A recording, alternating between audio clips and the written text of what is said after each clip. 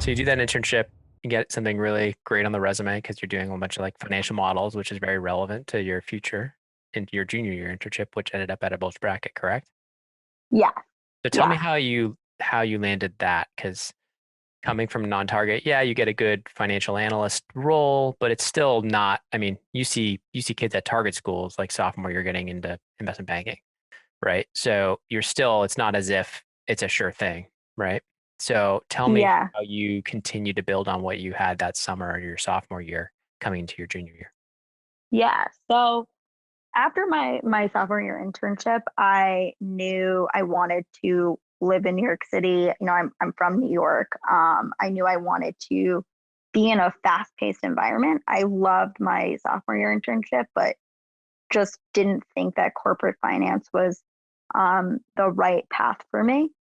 So I knew I wanted to do something on Wall Street. I knew about investment banking. I knew about Was it investment just too trading. slow? Like the day to day was just too slow for you? Um, I think, I think I was like too slow. It's more like it wasn't fast enough or competitive enough or wasn't really the right environment for me. I think it was an awesome company, but Hmm. for the aspirations that I had and continue to have, it just wasn't really scratching that itch.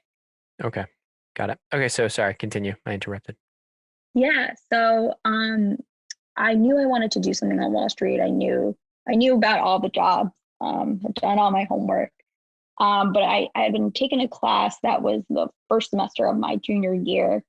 And this was when recruiting was somewhat normalized. Um, and so I was taking a class that was pretty much an initiating coverage report.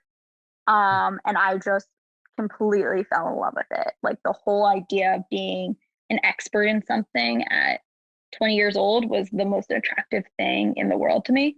I called research analysts, I called into earnings calls, like found the job for me almost.